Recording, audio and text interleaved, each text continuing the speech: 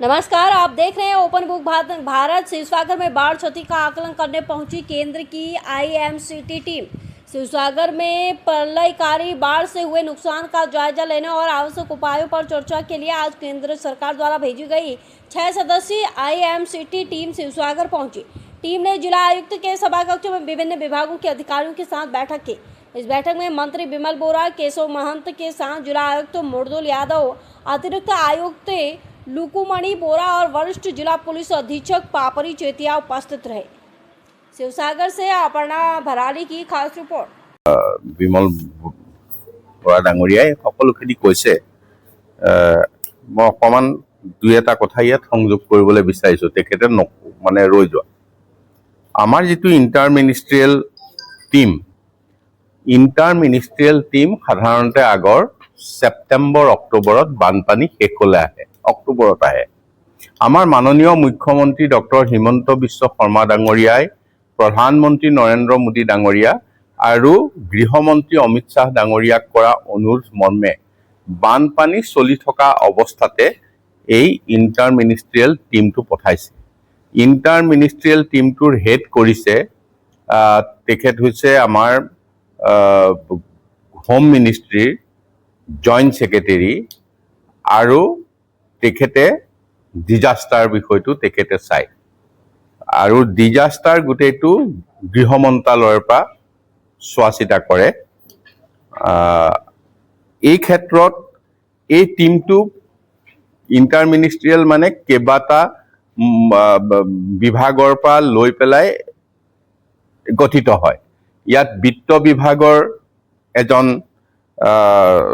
Director আছে, CWCৰ এজন director আছে, ৰুৰেল ডেভেলপমেণ্টৰ ডিপাৰ্টমেণ্টৰ ডেপুটি সেক্ৰেটাৰী আছে, এজন সাইণ্টিষ্ট আছে, এনভাইৰনমেণ্ট সাইণ্টিষ্ট। গতিকে এই সকলো লৈ পেলাই এই টিমটো হৈছে আৰু এই টিমটো প্ৰথমবাৰৰ কাৰণে অসমত বানপানী চলি থকা সময়ত চাবলৈ আহিছে আৰু এইটো মুখ্যমন্ত্ৰী ডক্টৰ হিমন্ত বিশ্ব শৰ্মা ডাঙৰীয়াই গৃহমন্ত্ৰীক কৰা অনুৰোধ মৰ্মে গৃহমন্ত্ৰীয়ালয়ে যেহেতু ডিজাস্টাৰ মিনিষ্ট্ৰী চাই গতিকে তেখেতসকলে ইয়ালে প্ৰথমবাৰৰ কাৰণে বানপানী চলি থকা সময়তে প্ৰেৰণ কৰিছে।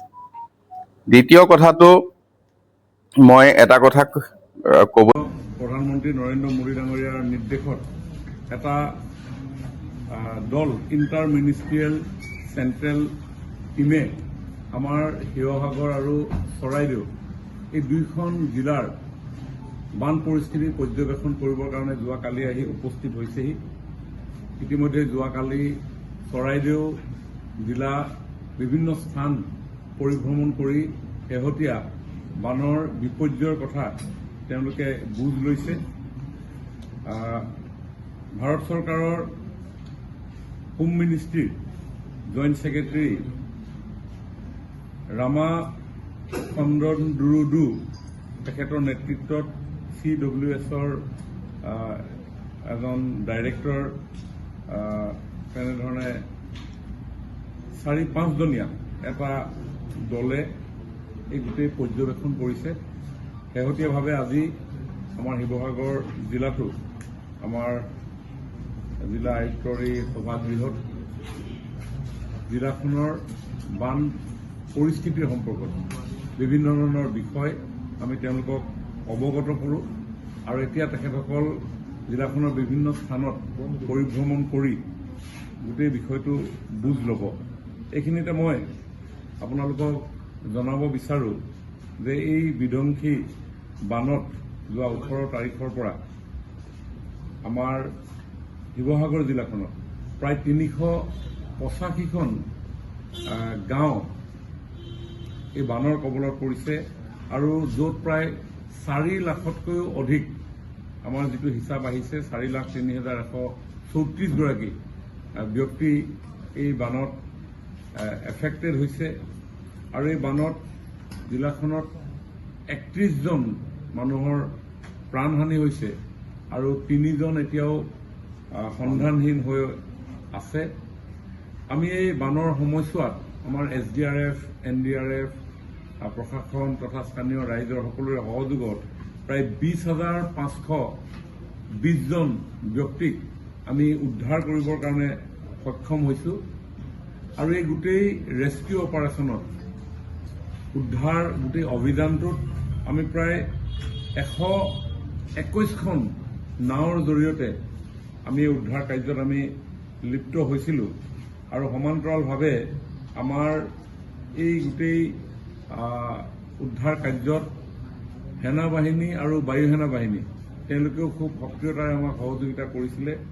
আমাৰ বায়ু সেনা বাহিনীৰ হেলিকপ্টাৰেৰে আমি কেইবাজনো লোকক আমি ৰেস্কিউ কৰিবৰ কাৰণে আমি সক্ষম হৈছিলোঁ।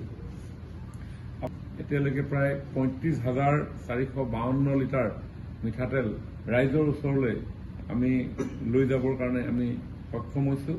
ঠিক তেনেধৰণে এই মুহূৰ্তত যাতে কোনেও কষ্ট পাব লগা নহয়, শিশুৰ পৰা বৃদ্ধসকলৈকে বিভিন্ন ঠাইত ৰন্ধা বঢ়াৰ সমস্যা আছে, পানী যিহেতু ঘৰৰ ভিতৰত আছে, গতিকে আমি ৰান্ধিও আমি খুৱাবৰ কাৰণে আমি প্ৰয়াস কৰি আছোঁ। দৈনিক আমি 7,000 নহয় 8,500 ৰন্ধা আমি প্ৰায় 8,000 লোকক আজি নাজিৰা ষ্টাৰ্ট হৈছে স্যাৰ দৈনিক আমি ষ্টাৰ্ট কৰিছে ৰন্ধা খাদ্য আমি প্ৰেৰণ কৰি আছোঁ।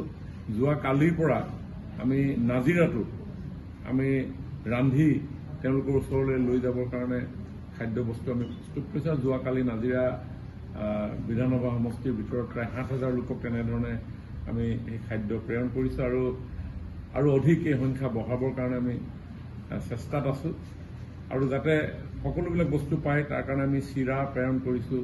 চিৰাৰ লগত আমি গুড়ো প্ৰেৰণ কৰিছোঁ, চেনি, বেবী ফুডৰ পৰা আৰম্ভ কৰি মিনাৰেল ৱাটাৰৰ কথা মই ক'লোৱেই। ইতিমধ্যে যি স্থানত পানী শুকাইছে তাত আমি ব্লিচিং পাউডাৰৰ পৰা আৰম্ভ কৰি পানী পৰিষ্কৰণৰ কাৰণে হেল'জেন টেবলেট আমি প্ৰেৰণ কৰিছোঁ, মস্কিটো কইলছ আমি প্ৰেৰণ কৰিছোঁ, মেটছ বক্সৰ পৰা আৰম্ভ কৰি কেণ্ডেল। ভাৰত চৰকাৰৰ তৰফৰ পৰা মাননীয় প্ৰধানমন্ত্ৰী নৰেন্দ্ৰ মোদী ডাঙৰীয়াৰ নিৰ্দেশত এটা দল ইণ্টাৰ মিনিষ্ট্ৰিয়েল চেণ্ট্ৰেল টিমে আমাৰ শিৱসাগৰ আৰু চৰাইদেউ এই দুইখন জিলাৰ বান পৰিস্থিতি পৰ্যবেক্ষণ কৰিবৰ কাৰণে যোৱাকালি আহি উপস্থিত হৈছে।